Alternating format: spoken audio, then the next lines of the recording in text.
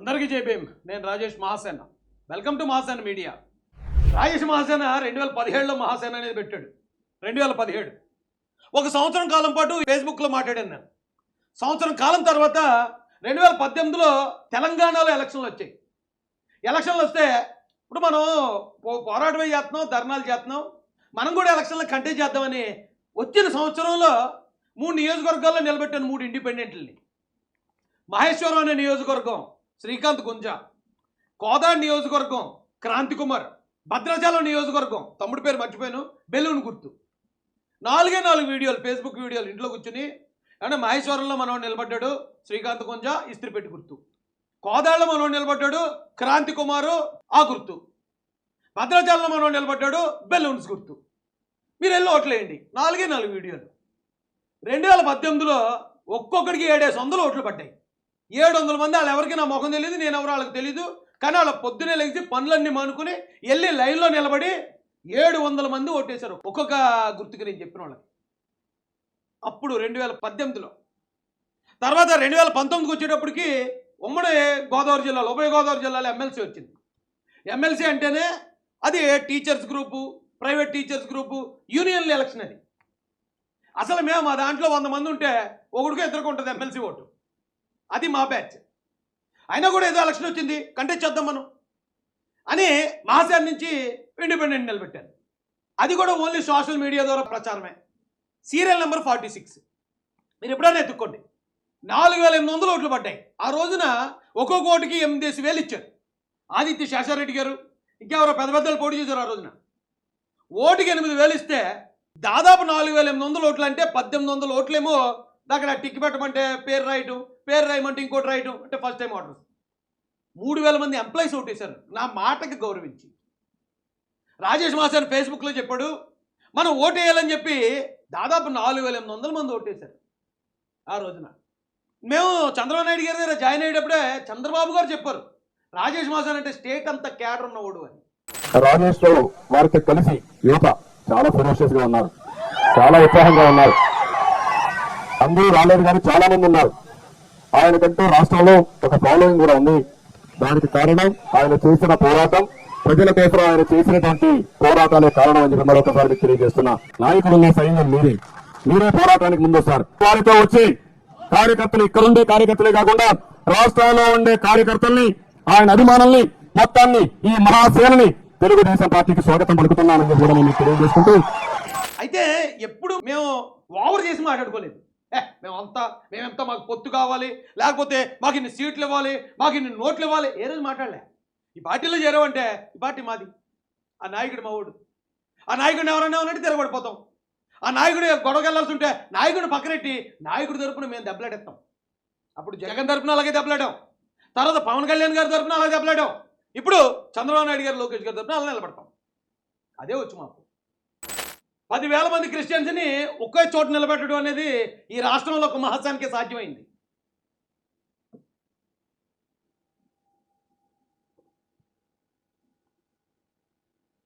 అదే జగన్ అంత పవర్లో ఉన్నప్పుడు జగన్కి వ్యతిరేకంగా ఇది ఎవడని చేయగలిగాడా? ఇప్పుడు మమ్మల్ని విమర్శించేవాడు జగన్కి వ్యతిరేకంగా ఒక వీడియో పెట్టగలిగాడు ఆ రోజు.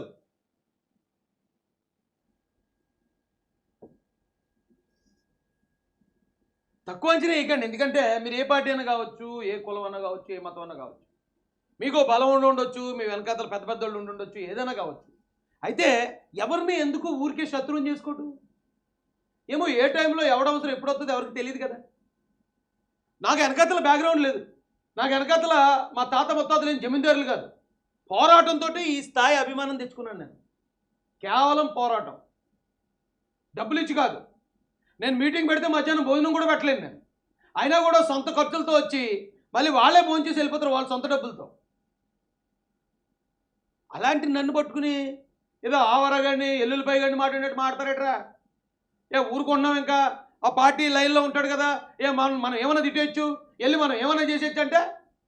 తెలుగుదేశం పార్టీలో మేము జాయిన్ అయింది ఆ పార్టీ మాకు, మా వర్గాలకి అండగా ఉంటుందని నమ్మకంతో.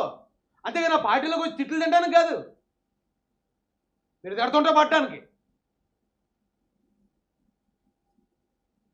చూడండి జనం చూడండి. ఉన్నాడు ఎవడన్నా ఇప్పుడు నన్ను విమర్శించేవాడు ఎవడన్నా ఇలాంటి ఒకడో ఒక్కడు ప్రతి ఒక్కడు పులిహోరగాడు కరేపొక్కడు. వాళ్ళు వచ్చి మా జీవితాల మీద అనాలిసిస్లు చేసేయటం, మాకు తీర్పులు ఇచ్చేయటం, ఇలాంటి ఎన్నో ఎన్నో వీడియోలు, ఎన్నో ప్రోగ్రాలు. ఇది చాలా తక్కువ. ఇది మీకు చూపించేది రాష్ట్ర వ్యాప్తంగా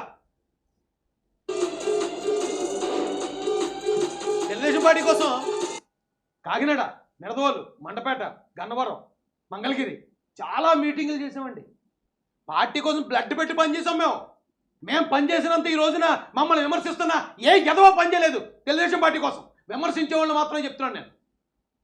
ఈరోజు మా మీద అనాలిసిస్లు చేసేవాళ్ళు, మాకు ఫలానా చేయాలని జడ్జిమెంట్లు ఇచ్చే ఏ ఎదవ పని చేయనంత పని చేసాం మేము తెలుగుదేశం పార్టీ కోసం. మా పార్టీలో మా భవిష్యత్తు కోసం మీరేట్రా డిసైడ్ చేసేది? ఏం ఊరుకుంటున్నామనా? ఇది మంగళగిరి పార్టీ ఆఫీస్కి వెళ్తున్నప్పుడు ఒకసారి ఈ చూడండి, కాన్వాయ్ చూడండి, మీరు అర్థమవుతుంది. దాదాపు ఒక 300-400 కార్లు ఉంటాయి ఆ రోజున.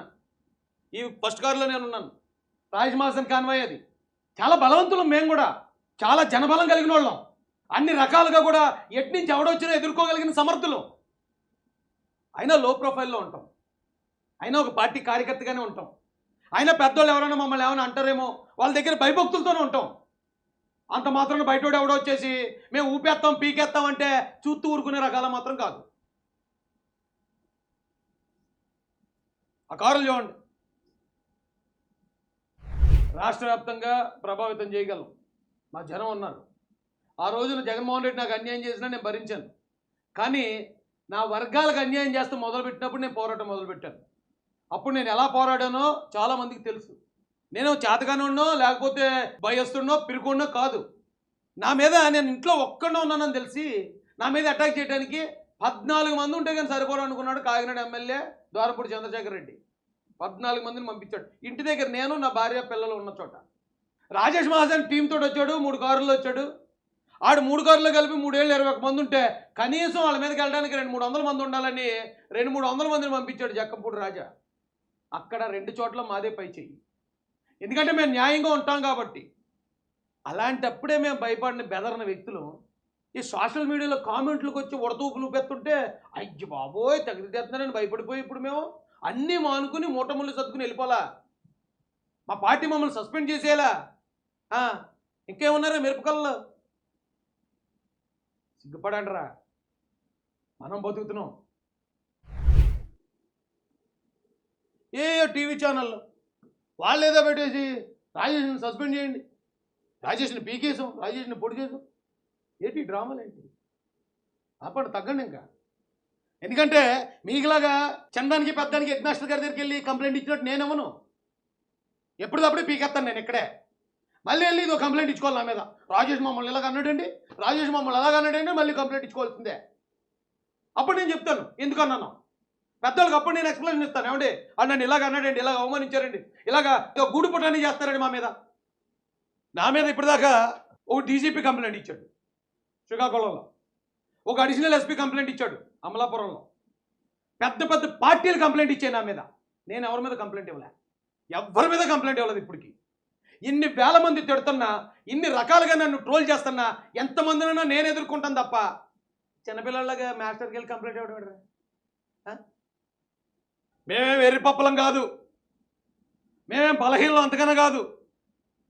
పార్టీలో ఇవాళ ఒక కార్యకర్తగా లో ప్రొఫైల్ మెయింటైన్ చేస్తున్నాం అన్నంత మాత్రాన ఎవడ పడితే ఆడుకో వచ్చేసి మా గురించి పార్టీ ఏ నిర్ణయం తీసుకోవాలో మీ ఎదవ బిల్డప్లు ఎదవ ఎనాలిసిస్లు కట్టి పెట్టండి.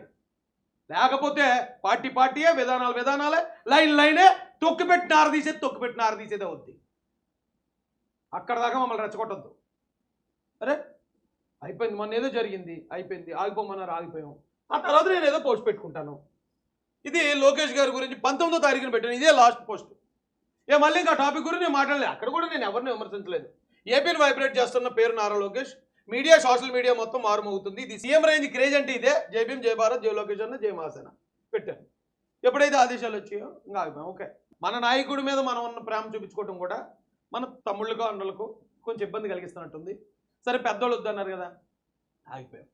జన సైనికులకి మాకు ఏ విధమైన భేదాభిప్రాయాలు లేవు, ఆ పార్టీకి మాకు ఏ విధమైన గొడవలు లేవు.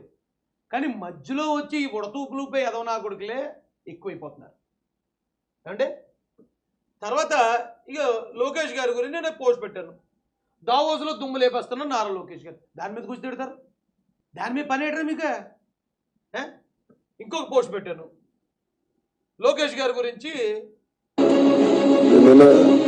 మాస్ వార్నింగ్ అని చెప్పి ఆయన మాట్లాడి వీడియో పెట్టానండి. ఇదే దావోస్లో మాట్లాడాడు. 18,000 మంది లైక్ చేశారు, 6,20,000 మంది చూశారు. నిన్నెలా అందు పెడతాను, నిన్న 6,20,000 మంది చూశారు. అందులో ఈ 435లో 400 మంది పెడుతున్నారు. పనేటరా మీకు? ఎందుకు ఎదుటోడిని చూసి, ఎదుటోడు హవాని చూసో, ఎదుటోడికి వచ్చే పేరు ప్రఖ్యాతులు చూసో ఏడుతూ ఎదుటోడు దొక్కేసి మనం ఎదగాలని ఎంతకాలం ప్రయత్నిస్తాం? ఎవడన్నా ఎదగాల్సి ఉన్నాడు అనుకో, అటు ఇటు చూడకుండా ఎదిగేయటమే, దూసుకుపోవటమే. ఇక్కడ ఎవరైతే తిడుతున్నారో వాళ్ళని మాత్రం అంటున్నానండి. లోకేష్ గారు అంటే పడదు. మరి వాళ్ళు వైసీపీ వాళ్ళ, లేకపోతే కాంగ్రెస్ పార్టీ వాళ్ళ, మరో పార్టీ వాళ్ళు నాకు తెలియదు. కానీ లోకేష్ గారిని తిడుతూ ఉంటారు. అసలు ఏ సందర్భం లేకుండా. అక్కడేమో 18,000 మందికి నచ్చుతుంది అది, ఆ మాస్ వార్నింగ్ అనేది. 6,20,000 మంది చూస్తారు ఒక రోజులోనే. మరి వీళ్ళకి నచ్చదు కొంతమందికి. వీళ్ళు వచ్చి పని కట్టుకుని కామెంట్లు పెట్టి బూతులు తిట్టడం. మరి ఇదేం బతుకురా బాబు?